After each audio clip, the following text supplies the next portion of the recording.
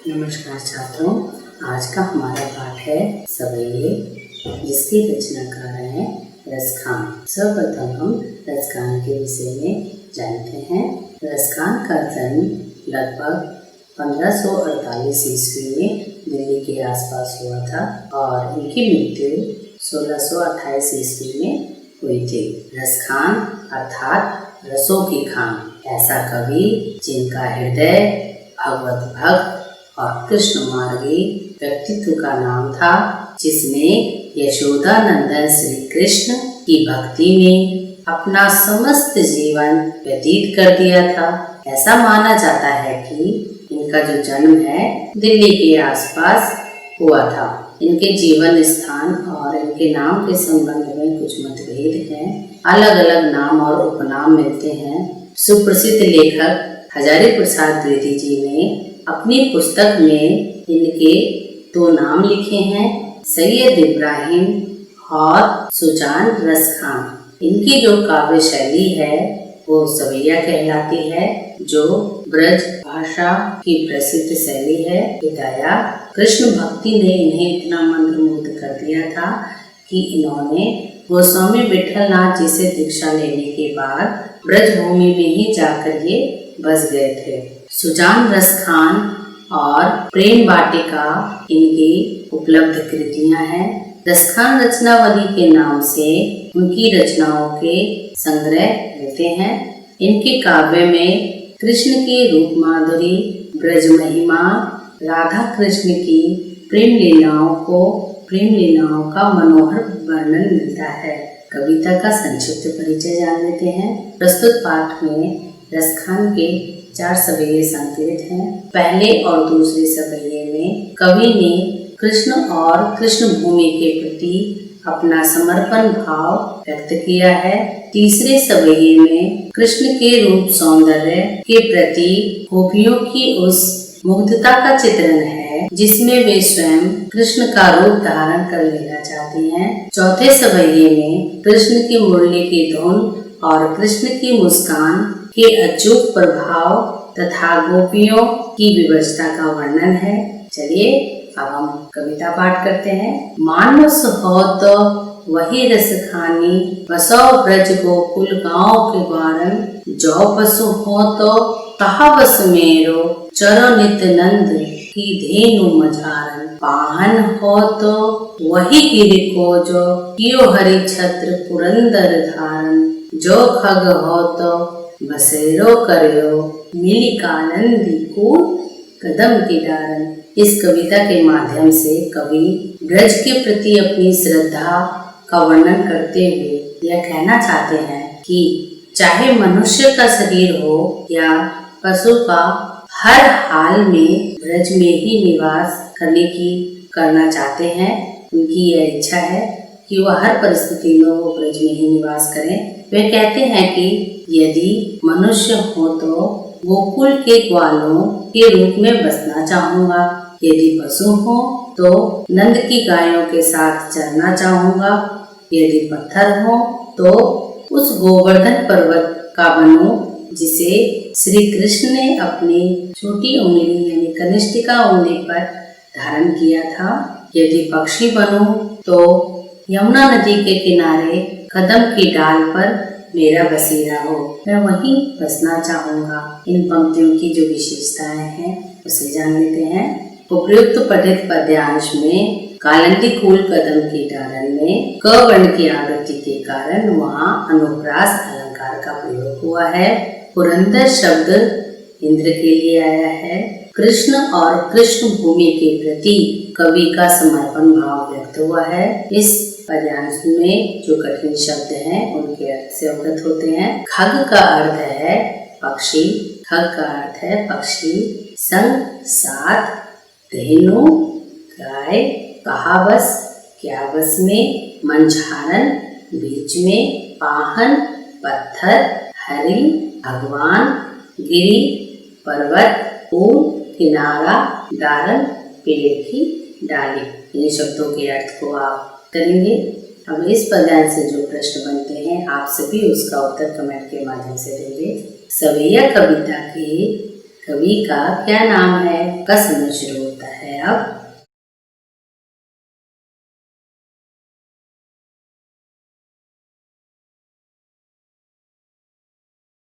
बिल्कुल सही, रसखान। कविता में गिरी शब्द का प्रयोग किसके लिए हुआ है?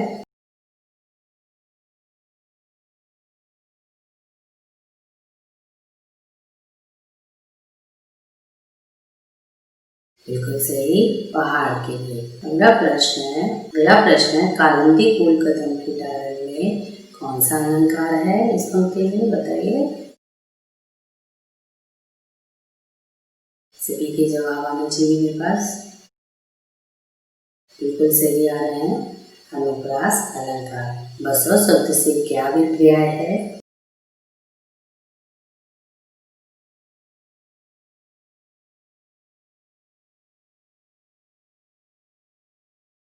बिल्कुल सही जवाब, बसो शब्द का अर्थ है बसना।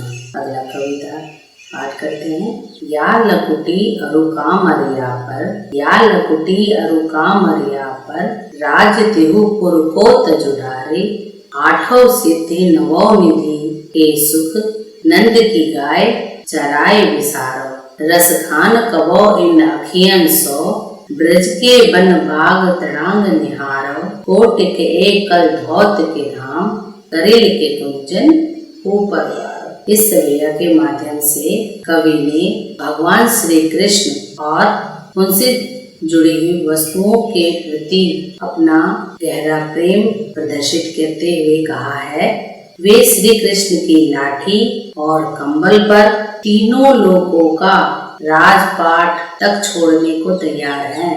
अगर उन्हें नंद की गायों को चराने का मौका मिले तो उसके लिए वे आठों सिद्धियां और नवोनिधियों के सुख का भी त्याग कर देंगे। आगे वो कहते हैं कि जब से उन्होंने ब्रज के वन, बाग, तालाब आदि को देखा है, वे उनसे दूर नहीं रह पा रहे हैं। वे कहते हैं करेल की झाड़ियों और वन के ऊपर वो करोड़ों सोने के महल उस पर वार देंगे, अर्थात करोड़ों सोने के महल का त्याग कर देंगे। भाव यह है कि जो सुख ब्रज की प्राकृतिक सौंदर्य को निहारने में है, वह सांसारिक वस्तुओं में दूर दूर तक उन्हें प्राप्त नहीं हो रहा है। यहाँ बड़े की मत आएगी। इस पाठ्यांश में जो काव्य सौंदर्य है उसको जानते हैं। यहाँ सवैया छंद का प्रयोग है और यह ब्रज भाषा की प्रचलित छंद है। 8 सिद्धियां और 9 निधियों का यहाँ उल्लेख है। तो 8 सिद्धियां क्या होती हैं वो भी जान लेते हैं। अनिमा, महिमा, गरिमा, लघिमा, प्राप्ति, प्राकाम्या, विसित और वशित, ये 8 अलौकिक शक्तियां हैं जिन्हें 8 सिद्धियां भी कहते हैं। 9 निधियों का भी वर्णन है। 9 निधि पदम, महापदम, शंख, मकर, कश्यप, मुकुंद, कुंद, नील और खर्व, ये कुबेर की 9 निधियां कहलाती हैं। इस पाठ्यांश में जो कठिन शब्द आए हैं उसके अर्थ से अवगत होते हैं। विसारो का अर्थ है भुला देना। लकुटी लाठी, कांवरिया कंबल, तिहुपुर तीनों लोग, तजीडारो त्याग दूं, वन जंगल, तड़ाग तालाब, कलधौत के धाम, सोने का महल। आप इन शब्द के अर्थों को स्मरण करेंगे।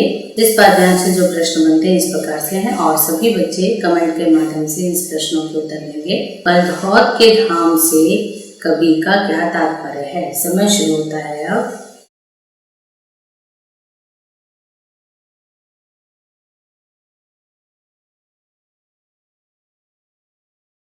बिल्कुल सही जवाब आ रहे हैं सभी के। सोने चांदी के महल।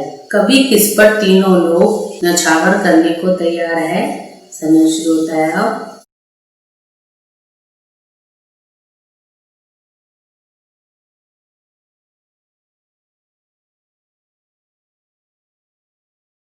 बिल्कुल सही, कृष्ण के लाठी और कंबल पर। ब्रज के वन बाग तड़ांग निहारो, इस पंक्ति में कौन सा अलंकार है? समय शुरू होता है अब।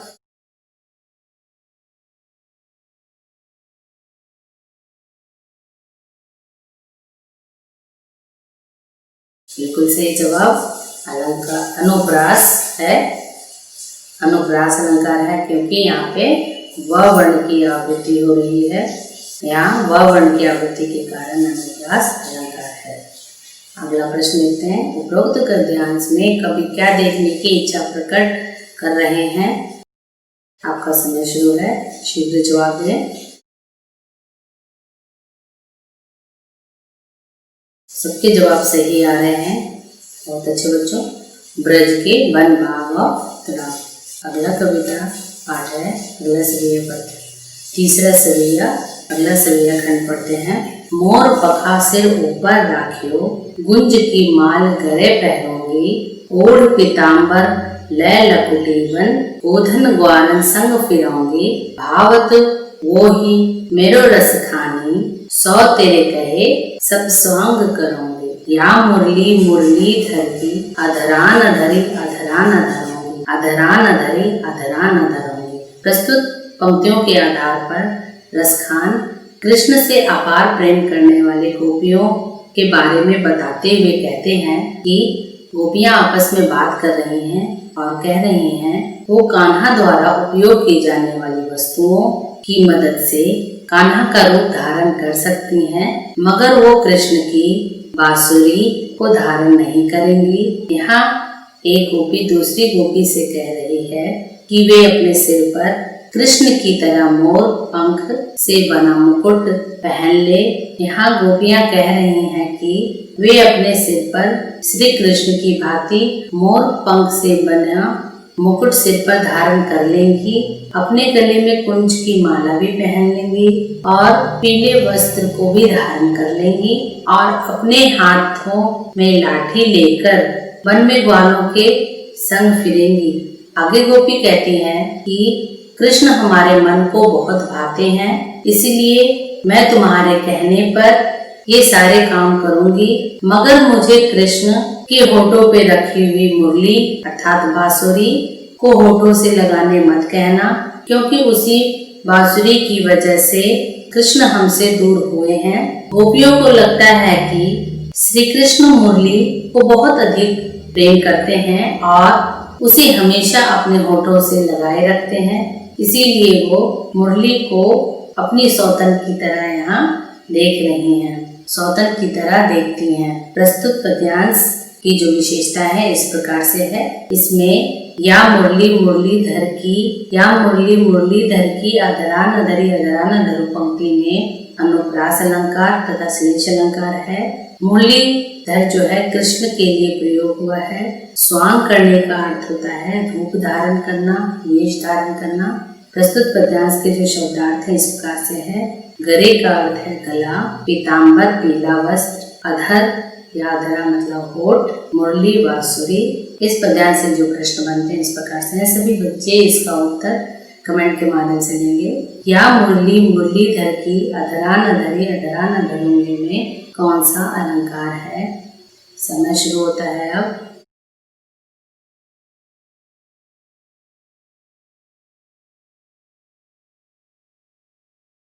बिल्कुल सही जवाब अनुप्रास अलंकार। मुरलीधर किसे कहा गया है?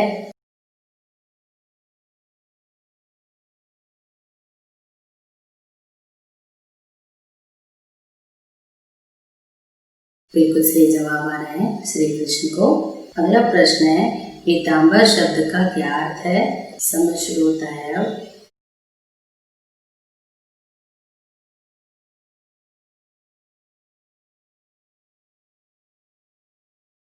बिल्कुल सही जवाब आए हैं पीला वस्त्र।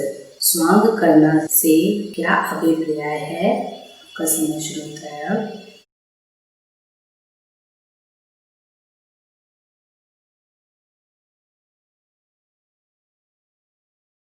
बिल्कुल सही जवाब है रूप धारण करना।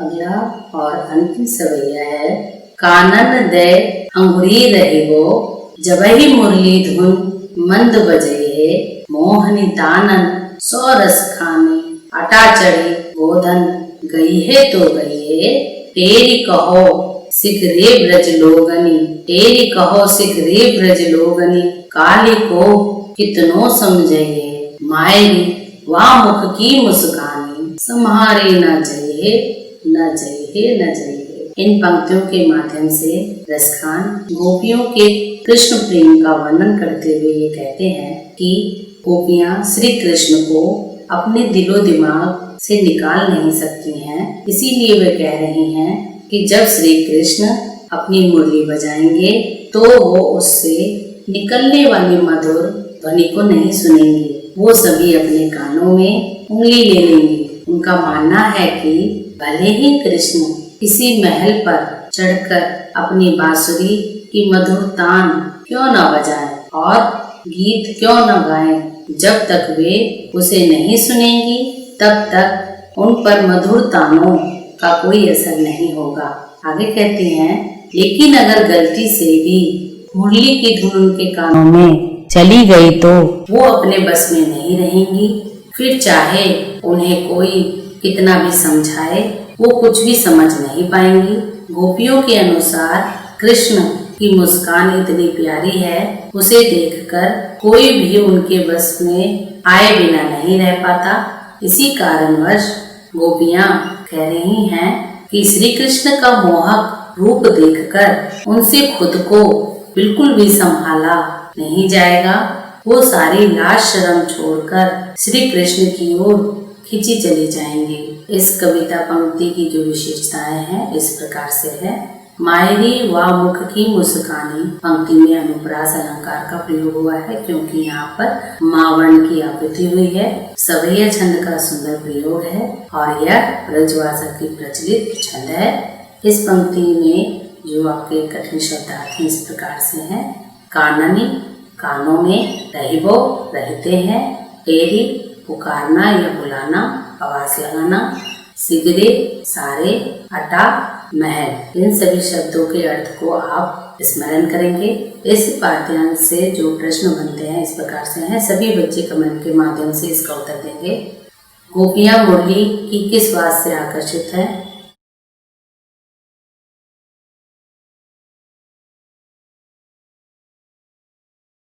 सही जवाब आए हैं उपयुक्त दोनों।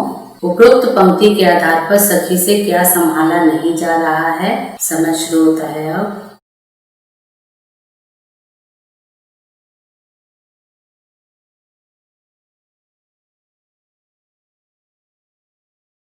कृष्ण की मुख की मुस्कान। ब्रज भूमि के प्रति कवि का प्रेम किन किन रूपों में अभिव्यक्त हुआ है? अब इस पाठ से संबंधित लघु उत्तरीय प्रश्न देखते हैं। ब्रज भूमि के प्रति कवि का प्रेम किन किन रूपों में अभिव्यक्त हुआ है?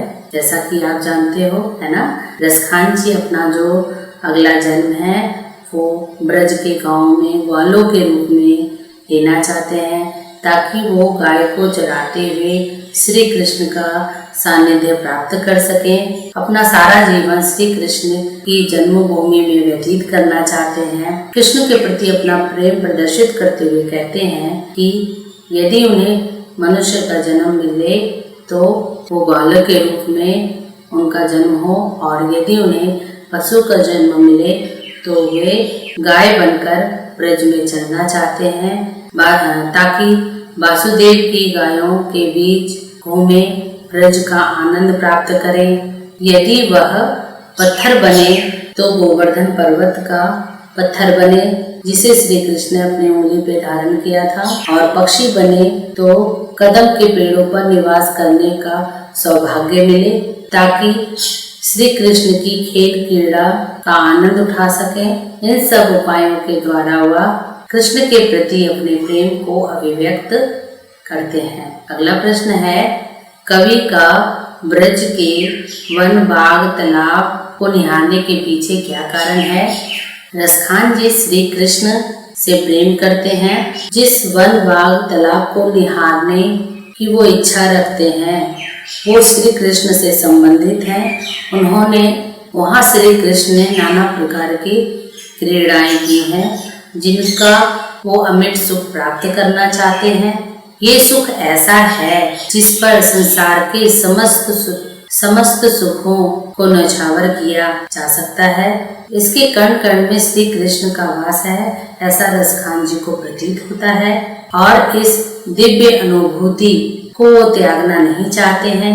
इसीलिए इन्हें निहारते रहना चाहते हैं। इनके दर्शन मात्र से ही उनका हृदय गदगद हो उठता है। एक लकुटी और कामरिया पर कवि सब कुछ न्यौछावर करने को क्यों तैयार है। श्री कृष्ण रसखान जी के आराध्य देव हैं। इनके द्वारा डाले गए कंबल और लाठी बहुत मूल्यवान है। श्री कृष्ण लाठी और कंबल डाले हुए ग्वाले के रूप में सुशोभित हो रहे हैं, जो कि संसार के समस्त सुखों को मात देने वाला है। और उन्हें इस रूप में देखकर कवि अपना सब कुछ न्यौछावर कर देना चाहता है। भगवान के द्वारा धारण की गई वस्तुओं का मूल्य भक्त के लिए परम सुखकारी होता है। अगला प्रश्न है, सखी ने गोपी से कृष्ण का कैसा रूप धारण करने को कहा या करने का आग्रह किया था? अपने शब्दों में लिखिए। सभी जानते हो, इसे आप खुद से भी प्रयास कर सकते हो। वह गोपी को श्री कृष्ण का मोहित रूप धारण करने को कहती है, जिसमें श्री कृष्ण ने पीले वस्त्र धारण किए हुए हैं, सिर पर मोर मुकुट धारण किया हुआ है, गले में कुंज की माला पहने हुए हैं। उसी रूप में वह दूसरी गोपी को देखना चाहती हैं, ताकि उसके द्वारा धारण किए गए श्री कृष्ण के रूप में वह उनके दर्शन करके सुख प्राप्त कर सके, उनके दर्शन का सुख प्राप्त कर सके और अपने प्राणों की प्यास को शांत कर सके। आपके विचार से कवि पशु पक्षी पहाड़ के रूप में श्री कृष्ण का सानिध्य क्यों पाना चाहते हैं? उत्तर जानते हैं। श्री कृष्ण रसखान के आराध्य देव हैं। वे सदैव उनका सानिध्य पाना चाहते हैं। पहाड़ को अपनी उंगली पर उठाकर श्री कृष्ण ने उसे अपने समीप रखा था। पशु पक्षी हमेशा से कृष्ण के प्रिय रहे हैं, अतः वे इनके माध्यम से सरलता पूर्वक भगवान श्री कृष्ण को प्राप्त कर सकते हैं, उनका सानिध्य प्राप्त कर सकते हैं। इनके माध्यम से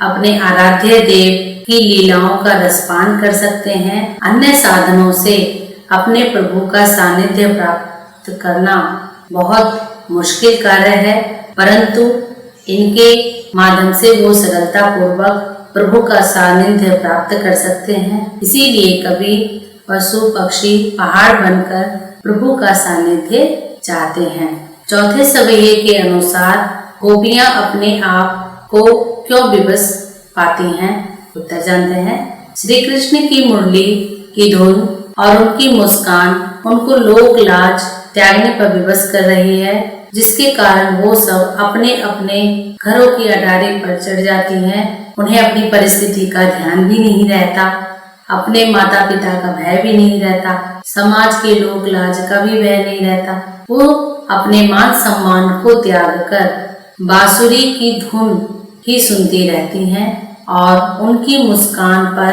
अपना सब कुछ न्यौछावर कर देती हैं।